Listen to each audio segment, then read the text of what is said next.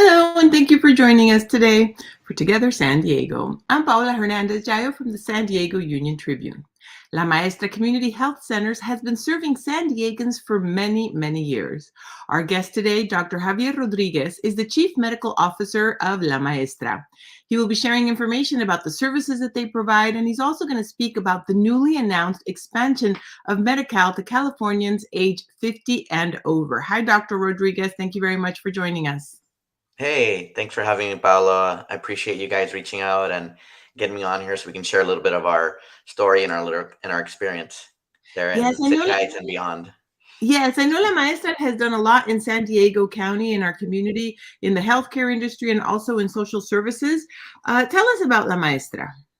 Well, La Maestra is a community health center or federally qualified health center as well, if you want to get a little more into the weeds there. But we started about 34 years ago. Technically, it started as an amnesty center, hence the name La Maestra. They would teach, newly arrived refugees, immigrants, and asylees, and they try to get them mainstream, fast tracked into society. And their student body grew to about 10,000 students. So then the student council convened and spoke with the board, and they asked them to provide healthcare services because the healthcare services at the time in the early 90s and what have you were felt not to be maybe potentially culturally competent or culturally sensitive, or have their languages spoken, or there was a lot of transportation barriers getting out of the City Heights area.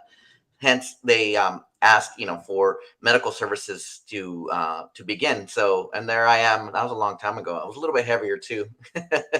But anyway, yes, that's how the genesis of the clinic began. It was with moms and babies first, and it grew to family practice, then internal medicine, adult services. Oh my God, there I am once again.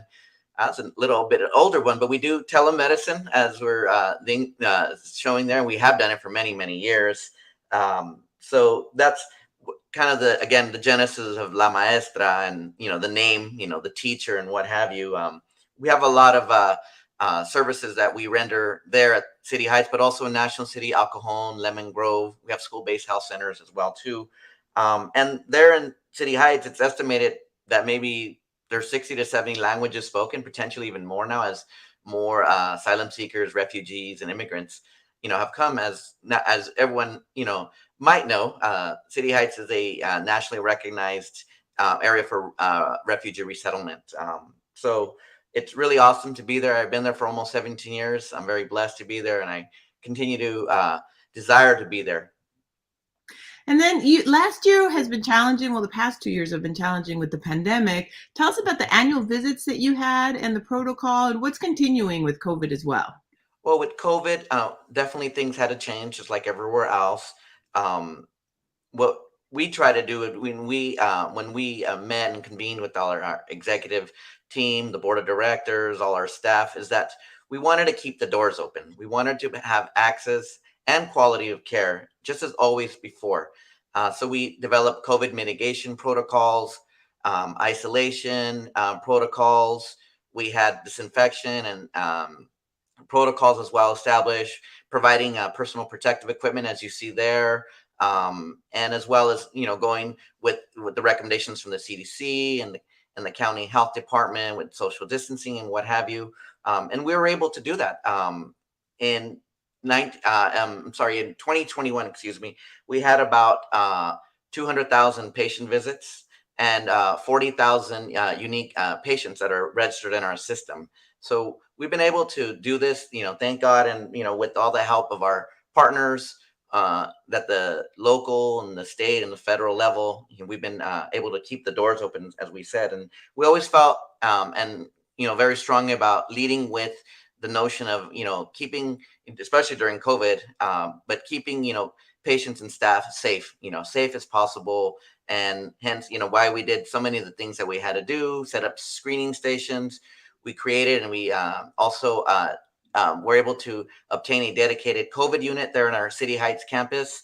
Right at the time when the lockdowns began, we're able to acquire a building right next door to our 4060 Fairmont campus.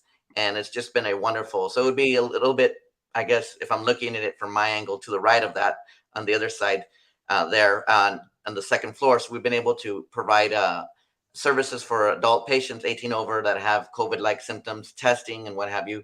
For children or for pregnant women, we do have isolation rooms and protocols that we've established so that they can be seen as well too. And also, something that La Maestra does is you have a circle of care. You have a holistic approach to the patient's wellness. Tell us about this approach. Well, we like to say around here that patients need obviously they do need their medical visits, but they need more than just a medical visit. They need to be basically assessed for things that may be contributing to disease states, illness, uh, problems with mental health, and what have you. So we like to look at the whole person, like the name implies, holistic approach. But we're looking at things now that are social determinants. So you're looking at stuff that, you know, like job training and placement. Do you have somewhere to work, somewhere where you feel a purpose or where you feel called, so that, feelings of depression, anxiety, don't overcome you. There's a lot of people that we have there at La Maestra, a lot of patients that we have and clients as well too, because we also have an immigration clinic that have come from war-torn countries, have lived horrible experiences and endured very difficult traumas. And, to try to, like I said earlier, mainstream them, fast track them to society. These are some of the things that, that La Maestra has been doing for years now, 34 years now. Something else that you help with also is Medi-Cal, Medicare, and then also Medicaid.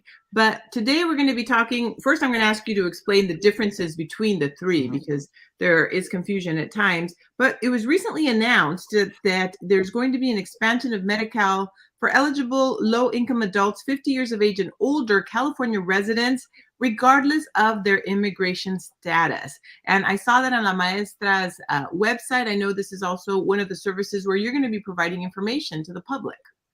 Oh yeah. So first, the question earlier: what is the difference between all three? And it's Medicaid is a federal program to help low-income individuals to acquire medical services or insurance coverage, and California's version of that is called Medi-Cal. So it's the feds basically partnering with the state of California to provide that service. But basically the same if you go to anywhere else outside of California. Now, Medicare is a federal program that helps individuals 65 and older or with severe disabilities also obtain medical services and benefits and what have you. So that is a little bit of the differences there between those three. And yes, AB 133 is a wonderful thing, expansion of Medi-Cal to individuals age 50 and over, regardless of documentation status. And that is a total game changer. We're looking at now people that would be able to get preventative services. They can get treatment now. They can get seen for primary care and consultative and specialty services, imaging, laboratories, medications, what have you. The list is pretty long: dental, mental health, drug and alcohol treatments.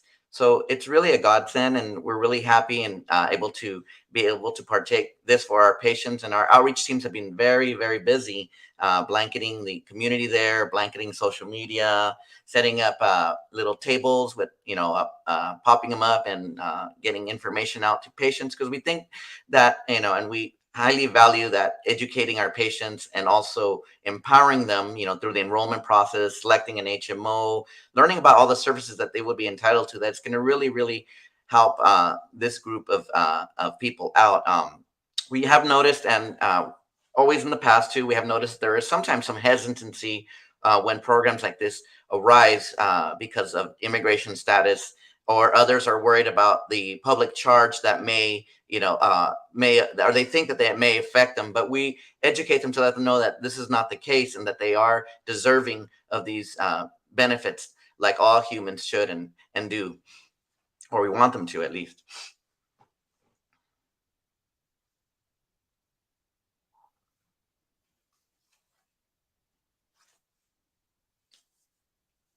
Also, if somebody wants more information, doctor, I was sharing your website. I was sharing that they can go to lamaestra.org. The telephone number is 619 799-7900. If somebody does want information in regards to the services, but in this case, particularly in regards to Medi-Cal, should they seek it now? When does it go into effect?